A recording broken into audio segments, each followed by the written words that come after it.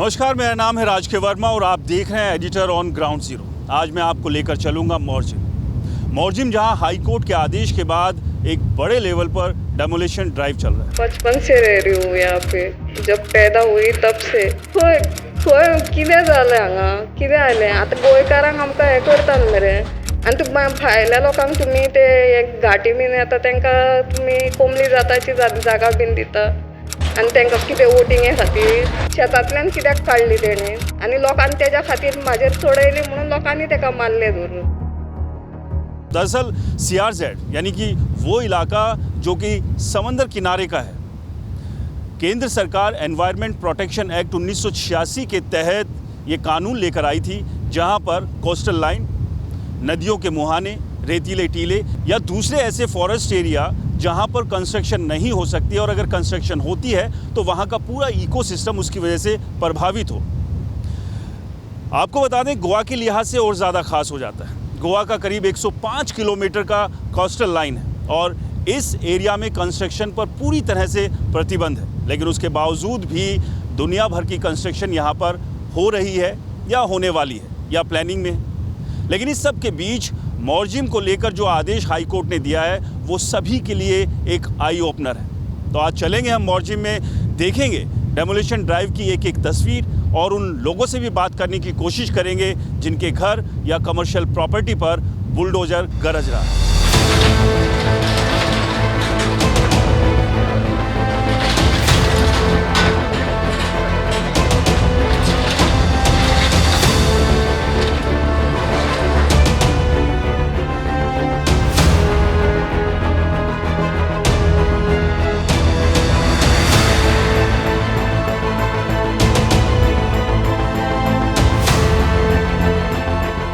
Legal और illegal के बीच जो सबसे बड़ी कहानी है, जो सबसे बड़ी त्रासदी है, वो यही है कि अगर आपकी कंस्ट्रक्शन लीगल है तो वो सुरक्षित रहेगी, लेकिन अगर वो इलीगल है तो वो इस तरह से तोड़ दी जाएगी, उसके ऊपर बुलडोजर की कार्रवाई होगी। और यही कार्रवाई यहाँ पर मोरजिम में चल रही है। करीब 23 ऐसे स्ट्रक्चर को आइडेंटिफाई किया गया है जो CRZ में आते हैं और हाई कोर्ट के आदेश के बाद ये कार्रवाई हुई।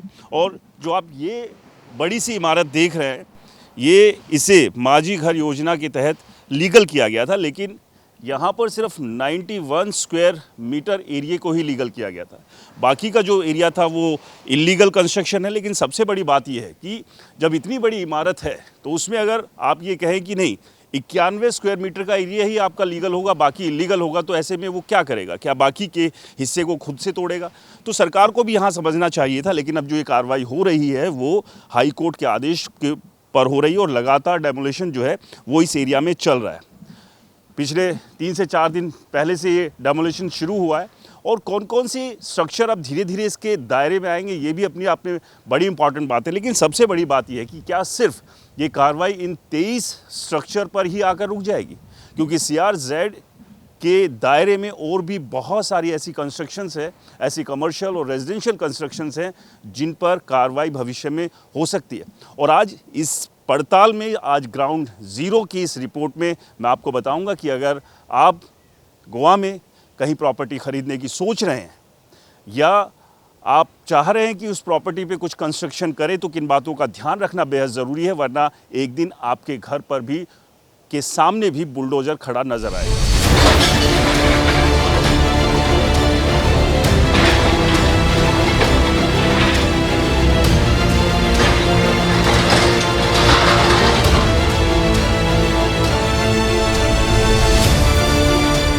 मोरजिम में चल रही डेमोलिशन ड्राइव के दौरान कई तरह के सवाल खड़े हो रहे हैं कि लीगल क्या है और इलीगल क्या है। उन लोगों का दर्द भी समझना बेहद ज़रूरी है जो कई पीढ़ियों से यहाँ पर रह रहे थे। तो अचानक ऐसा क्या हुआ जब इतने सालों तक चीज़ें लीगल थी वो एकदम से इलीगल हो गई? और इस सब के बीच सबसे बड़ी बात ये कि आखिरकार अब ये जाएंगे कहाँ पर, क्योंकि घर, रहना, सब कुछ तो यहीं था। आपका क्या नाम है? दीपिका तारी। दीपिका, कितने समय से आप यहाँ पर रह रहे हैं परिवार के साथ? मैं बचपन से रह रही हूँ यहाँ पे, जब पैदा हुई तब से। आजे पणजे सगळे रावून गेले, आमी आतां खंय वचपाची हांगाच्या? डेमोलिशन म्हणजे भायले लोक येतात हांगा डेमोलिशन करतात, सगळे प्रॉपर्टी घे करतात। हे सगळे आता भायल्या लोकांचे हे जालां गोंयकारांक हांगा हे अधिकार कांय ना हे सगळे पयशांनी हे गोंय चलता आतां भायले लोक येवन हे करता आमकां गोंयकारांक त्रास करता इससे पहले भी जो अभी डेमोलिशन हो रहा है, इससे पहले भी कोई नोटिस या कभी कहा गया आपसे जब आप ये कंस्ट्रक्शन की होगी आपके फादर ने या उनके फादर ने, कभी कोई किसी ने कहा कि आप इलीगल कंस्ट्रक्शन कर रहे हैं इसको मत कीजिएगा? नहीं कभी नहीं कहा उसने। अभी वो ये लोग बाहर के लोग आते हैं और इधर सब जगह पे खरीद के वो पे करते हैं। पहले भी इधर भी हाँ सगळ्या आहा आमचे कडेन परमिशना बीन एक हे करून फोटींग केशी हे घालून म्हणजे लेटरां कोण मेल्लेली आहा न्हू तेंचे हेचेर लेटरां घालून हे करून हे करतालो तो म्हणजे लेटरां येयली परतून वयतली न्हू पूण आतां हे भायले हे लोक येवन प्रॉपर्टी घेवपा खातीर हे आमकां त्रास करता आनी आमचो सरकार सांगता गोंय हे आहा म्हणून पूण गोंयकारांक हांगा हे ना अधिकार ना मेन खंय खंय कितें जालें हांगा कितें जालें आतां गोंयकारांक आमकां हे करता मरे आनी भायल्या लोकांक तुमी ते एक घाटी बीन येता तांकां तुमी कोंबली जाताची जागा बीन दिता। आपके पैर में चोट लगी है, कैसे चोट लगी? वो मार के गया मेरे ऊपर। कौन? साइड में नहीं गिरती तो सीधा वो मेरे ऊपर गाड़ी चढ़ाता और एडवोकेट।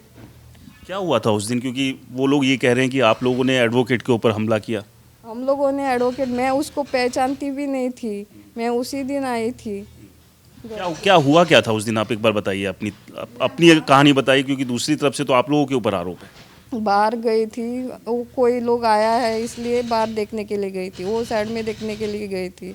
वो मेरे ऊपर शायद उसको लगा मैं मतलब ये कर रहा है करके इसलिए वो पीछे से और किसी की गाड़ी आ रही थी उन लोगों की, शायद उसने क्या किया वो घुमा के वो मेरे ऊपर चढ़ाया, गाड़ी चढ़ा के वो चला गया, वो बीच में से चढ़ा गया। तो मोदी हाणा मोदच्यान काडली, म्हाका एक सांग रोड आहा जाल्यार म्हाका एक सांग शेतांतल्यान कित्याक काडली तेणें आनी लोकांनी तेज्या खातीर म्हाजेर चडयली म्हणून लोकांनी तेका मारले धरून आनी लोक मागीर पळले थंयच्यान।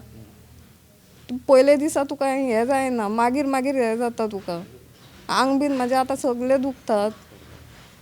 म्हाका एडमीट जा सांगलेलें गोवोरमेंटान, हय तो मुद्दम एडमीट जाला, तो वयल्यान प्रायवेट हितून एडमीट जाला, खरें हरशीं गोवोरमेंटान एडमीट जावंक जाय आनी वयल्यान थंय हे करताले। म्हाजो एक स्टेटमेंट घेवंक ना पुलिसांनी, कांयच घेवंक ना, एक भी नहीं लिया है। आप लोगों ने पुलिस को कंप्लेंट दी? दिया था कंप्लेंट, उन लोगों ने नहीं लिया, उन लोगों ने पैसा खिलाया वो एडवोकेट ने, हमारे पास पैसा कहाँ से है। तो जो माझी घर योजना के तहत लीगल किया गया था, फिर क्यों तोड़ रहे हैं इसको, आपने कहा नहीं? वो बताया सब पेपर है हमारे पास, सब वो ये रजिस्टर बीन ते आदले लागता खबर आहा, हेचेर बीन मॅपार बीन लागता, तशें सगळ्यांचे हे लागलेले आहा आमचे, हय सगळे आहा आमचे। दीपिका, अब क्योंकि डेमोलिशन चल रहा है, अगर ये तोड़ दिया गया घर, कहाँ जाएंगे, कहाँ पर रहेंगे आप लोग? कहाँ पे रहेंगे, अभी सीएम के घर रहेंगे, नहीं तो उन लोगों के घर रहेंगे। अभी मेरे माँ बाप अंदर है, मैं यहाँ पे पड़ी हूँ, मेरा ये करने के लिए कोई नहीं है इधर। ये सुद्धा मोणी सुद्धा गेलो म्हाजो, मोणी सुद्धा शाणलो म्हाजो, तो आतां कोण हाडून दितलो म्हाज्या घरा कडेन, हांव कितें जाप दिवं? ऐसा तो नहीं है, मैं जो देख रहा था बाहर बहुत सारे साइड में रेस्टोरेंट्स और होटल्स भी बने हुए हैं और भी बहुत सारी कंस्ट्रक्शंस यहाँ हैं। इनलीगल मतलब वो भी इसमें हितून पडटा सीआर जाटा, तेंची कित्याक तोडूंक काडिना तशें जालें। टारगेटेड कार्रवाई, टारगेटेड ही है। ऑर्डर तो अब ऑर्डर तो हाई कोर्ट ने दिया, क्या हाई कोर्ट में ठीक से आप बात नहीं रख पाए अपनी? बात रखने में कौन है इधर, हमारे साइड से कोई नहीं है।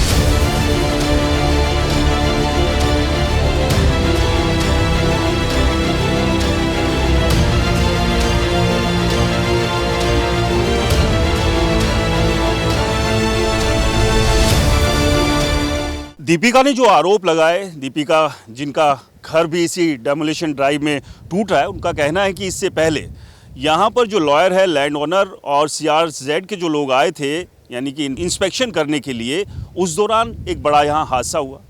उनके ऊपर लॉयर और लैंडलॉर्ड ने हमला किया जिसकी वजह से उनके पैर में फ्रैक्चर आया।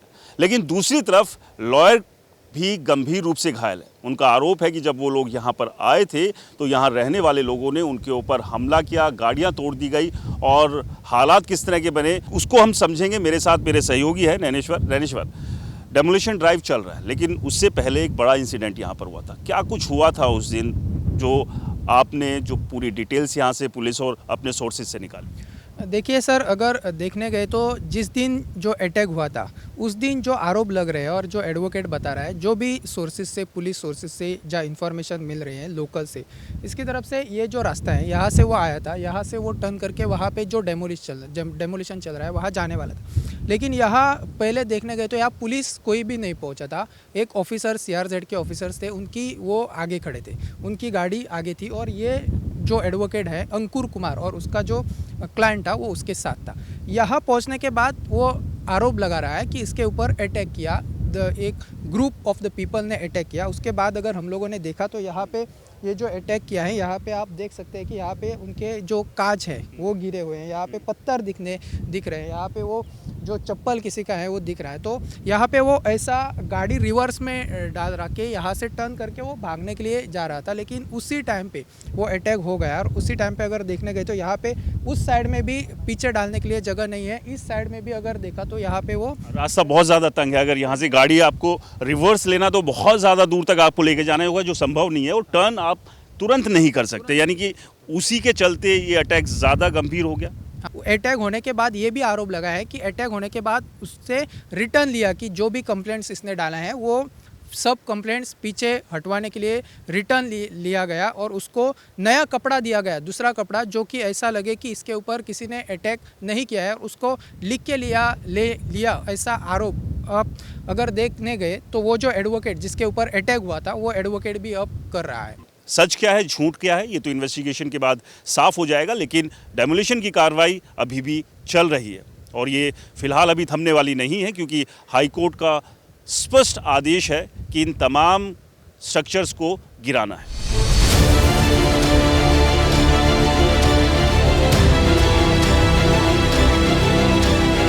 बोर्जिम में चल रहे डेमोलिशन ड्राइव के मुद्दे पर बात करने के लिए हमारे साथ है दीपक कलंगुटकर। दीपक, जो ये पूरा ड्राइव चल रहा है, इसको लेकर ये कहा जा रहा है कि ये गलत है, लेकिन ये तो हाई कोर्ट का ऑर्डर है ना, और CRZ के अगर दायरे में कोई कंस्ट्रक्शन आनी है तो वहाँ कार्रवाई तो होगी ना, आज नहीं तो कल। बिल्कुल, मैं कोर्ट के जो फैसला है, कोर्ट का फैसला है, उसमें मैं ज़्यादा कुछ जिक्र नहीं कर पाऊँगा क्योंकि ये जुरिडिक्शन का मैटर है। तो इतना ही, ह्यूमैनिटेरियन ग्राउंड्स पे मैं अगर कुछ बोलना चाहता हूँ तो ये पूरा जो बेल्ट है वो सब जो कंस्ट्रक्शन आपको दिखते हैं वो CRZ में ही आते हैं। और इधर के जो ट्रेडिशनल फिशरमैन्स हैं, मतलब सालों में, मतलब कई I cannot say more than 100 years 200 years, जो लोग इधर जो अपना वास्तव्य करके जो पूरा इनका इकोनॉमी था कि फ़िशिंग करना, मतलब इस पे करेंगे तो कुछ लोगों ने इसमें से थोड़ा अपना जो बिज़नेस है वो थोड़ा छोटे छोटे कॉटेजेस, छोटे छोटे शैक्स ऐसा करके वो टूरिज़्म में आ गए। मतलब ऐसा इनका गलती तो नहीं है, ये सडनली ओवरनाइट नहीं बना है, ये सालों से बनता आ रहा है और सब सरकारों को ये पता है, सब पंचायत मेंबर्स को पता है। इन बेचारों का घर में जो रहते हैं बेचारे, उनका उतना एजुकेशन भी नहीं है कि ये फाइल मूव करके कौन से डिपार्टमेंट में जाएंगे, किधर करेंगे, क्या करेंगे, इनको मतलब उतना एजुकेटेड नहीं है लोग। यानी कि ये पूरा का पूरा खेल है जो जिसमें कि करप्शन इन्वॉल्व है, क्योंकि ऐसा तो नहीं है जो आप भी बात करेंगे आज तो ये कंस्ट्रक्शन हुई नहीं, कभी जब शुरू हुई होगी तो आखिरकार तब जो एडमिनिस्ट्रेशन है, जिम्मेदार जो डिपार्टमेंट है, वो आंखें मूंद के बैठा हुआ। डेफिनेटली, क्योंकि एक जो हम कितना रिलैक्सेशन देना चाहिए, किनको देना चाहिए, ये सरकार के ऊपर ही होता है ना। तो इनको क्यों रिलैक्सेशन नहीं है? हम अगर 5 स्टार होटल बचा सकते हैं तो एक सामान्य इधर का जो ट्रेडिशनल फिशरमैन है उसका हम घर क्यों बचा नहीं सकते हैं? यानी कि जब माझी घर योजना के तहत उसे लीगल किया गया तो डॉक्यूमेंट्स यानी चेक नहीं हुए होंगे, या तो फिर डेफिनेटली गवर्नमेंट इतना, मैं यही बोलना चाहता, it should not be banana Republic, okay, कि एलिट क्लास को अलग लॉ होगा, जो मिडिल क्लास है उनको अलग लॉ होगा, और जो नीचे के स्तर पे काम करते हैं उनको अलग लॉ, ऐसा नहीं हो सकता है। चाहे भी गए हैं गोवा में, तो ऐसा नहीं है लेकिन क्या देखिए ठीक है, इस पे हाई कोर्ट का ऑर्डर है और सरकार ये कह रही है हाई कोर्ट का ऑर्डर तो हम कुछ कर नहीं सकते, कार्रवाई करनी पड़ेगी। लेकिन अगर हाई कोर्ट ने ही आंखें अगर खोल दी है CRZ को लेकर कि भाई ये एरिया CRZ में आ रहा है, ये इलीगल कंस्ट्रक्शन से, इस पर कार्रवाई होनी चाहिए, उसको ध्यान में रखते हुए, उसको एग्जाम्पल लेते हुए जो बाकी के जो कंस्ट्रक्शन है CRZ में, क्योंकि सामने अगर हम देखें तो एक बड़ा सा ये आलीशान होटल हमें नज़र आ रहा है और मैं पूरी तरह से श्योर हूँ ये भी CRZ में ही होगा। तो बाकी कार्रवाई तो अब सरकार को अपने स्तर पर भी कर ही देनी चाहिए ना, कि चलिए ये तो तोड़ ही रहे, बाकियों का भी अब नंबर लगा देना चाहिए क्योंकि ये भी इलीगल है, यानी फिर सिलेक्टिव हो रही है कार्रवाई। मेरा कहना है हाई कोर्ट का जो फैसला है वो एक स्पेसिफिक एक घर के लिए हो गया ऐसा समझेंगे, या एक कंस्ट्रक्शन नहीं, और भी बहुत से कंस्ट्रक्शंस है। विल इट भी, मेरा भी वो सवाल है, will it be applicable for all and everyone? कुछ लोगों का टारगेटेड हम लॉ नहीं बना सकते टारगेटेड लोगों के ऊपर। MLA का रिस्पॉन्सिबिलिटी होता है कि इसका जो जुरिडिक्शन में ये सब लोग आते हैं उनसे डायलॉग करना है, and he is the person who should mediate with the government, okay, and not with the real estate guys, okay. मतलब ये जो इधर जो चल रहा है वो वैसा ही चल रहा है। वो चाहे आउटसाइडर है जो भी बना रहे हैं वो भी टूटने चाहिए, इस बात के लिए मेरा सवाल है कि कौन सा भी नहीं टूटना चाहिए। ये भी टूटा वो भी, मुझे लगता है कि हाई कोर्ट का फैसला है, उसमें मैं मेरा ये नहीं दे सकता हूँ, मगर मेरा इंडिविजुअल ये है कि ये सब करते समय ही चेक रखना चाहिए था, CRZ हो या पोल्यूशन कंट्रोल बोर्ड हो या पंचायत हो। तो इसके ऊपर जो मैं इस ओपिनियन का नहीं हूँ कि इसके लिए सब तोड़ना चाहिए, मैं इस ओपिनियन का नहीं हूँ। तो जिम्मेदारी रहती कि इधर के MLA की, कि MLA इधर का रिप्रेजेंटेटिव है, तो उसने इन लोगों के लिए कुछ पॉलिसीज़ बिलिसीज जो बनाने हैं, शायद वो फिशरमैन्स के हो या टूरिज़्म रिलेटेड हो, it should be hand in hand. हम एनवायरनमेंट भी प्रोटेक्ट करने चाहिए, मगर all this development should go hand in hand. ऐसा नहीं होना चाहिए कि किसी के ऊपर हम बुलडोज करेंगे और हम मतलब एनवायरनमेंट ही बचाएंगे, ऐसा नहीं है। It should be hand in hand. बहुत बहुत शुक्रिया दीपक हमसे बात करने के लिए। ये सिर्फ गोवा की कहानी नहीं है, ये पूरे देश का दुर्भाग्य है। बहुत सारी ऐसी कंस्ट्रक्शंस होती हैं, बड़ी बड़ी इमारतें खड़ी हो जाती हैं, लेकिन तब कोई भी आकर नहीं झांकता। क्या वहाँ पैसा चलता है? इस वजह से आंखें मूंद ली जाती है और फिर अचानक से एक दिन बुलडोजर आकर किसी के भी घर के बाहर, दुकान पर या उसकी जो कमर्शियल इस्टेब्लिशमेंट है वहाँ खड़ा हो जाता है और कहता है कि ये जो इमारत आपने बनाई है ये इलीगल है और अब मैं इसको तोड़ कर ही दम लूँगा। कुछ यही कहानी यहाँ पर भी देखने को मिल रही है। ये जो घर है इसे गोवा सरकार की जो स्कीम है माझी घर योजना के तहत लीगल किया गया था, 91 स्क्वायर मीटर एरिया को। लेकिन सबसे बड़ी बात यह है कि आज अगर इसको तोड़ा जा रहा है तो क्यों तोड़ा जा रहा है? ठीक है, हाई कोर्ट का ऑर्डर है, लेकिन अगर एक योजना के तहत उसे लीगल किया गया था तो सरकार यहाँ पर क्यों नहीं खड़ी है? या फिर जब इस स्कीम के तहत इस घर को लीगल किया जा रहा था तो जो संबंधित डिपार्टमेंट है उन्होंने कागज चेक नहीं किए, सिर्फ खाना पूर्ति की, और यही खाना पूर्ति जो है बाद में आम आदमी के लिए मुश्किल बन जाती है, क्योंकि आम आदमी को ना तो कानून का ज्ञान है और ना ही उसके पास इतने बड़े रिसोर्सेज है कि जब उसके घर के सामने बुलडोज़र खड़ा हो जाए आकर तो वो उसका सामना भी कर सके।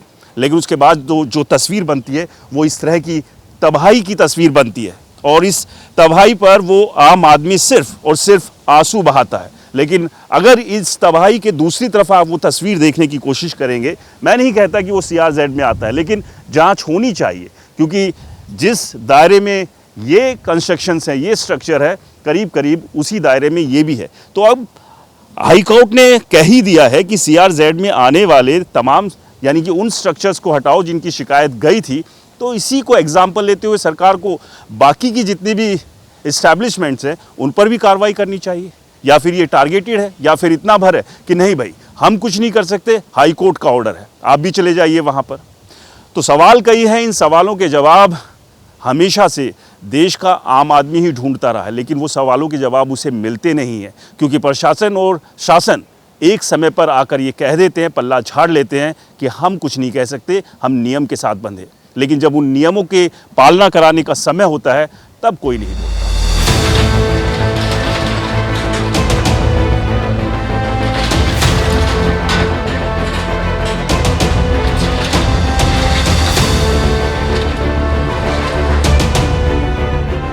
किसी के अरमानों पर गरजता ये बुलडोजर फिलहाल शांत हो गया है।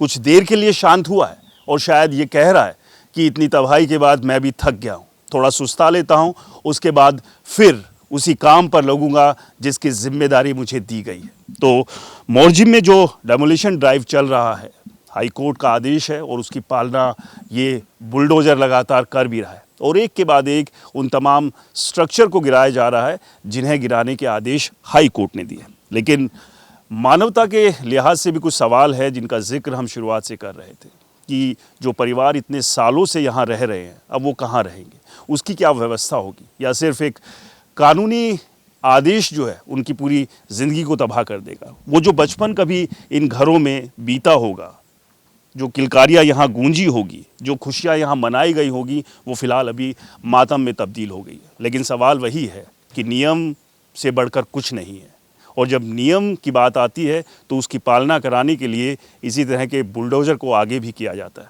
और मोरजिम में फ़िलहाल यही हो रहा है। लेकिन ये एक एग्ज़ाम्पल है तमाम उन लोगों के लिए, उन्हें अपने डॉक्यूमेंट्स अब चेक कर लेने चाहिए, अपने उन कागज़ों को अलमारी से बाहर निकालना चाहिए जिनके भरोसे वो सोच कर बैठे हैं कि उनकी जो घर है, उनके जो मकान हैं, उनकी दुकानें हैं, वो पूरी तरह से लीगल हैं।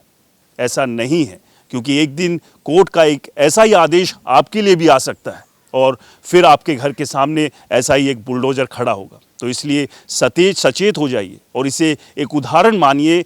तमाम CRZ में रहने वाले लोग वो भी अपने डॉक्यूमेंट्स को पूरा करें, उन्हें जांच ले, समझ ले और कहीं नियम में कोई चूक हो गई है तो उसे समय रहते ठीक कर ले।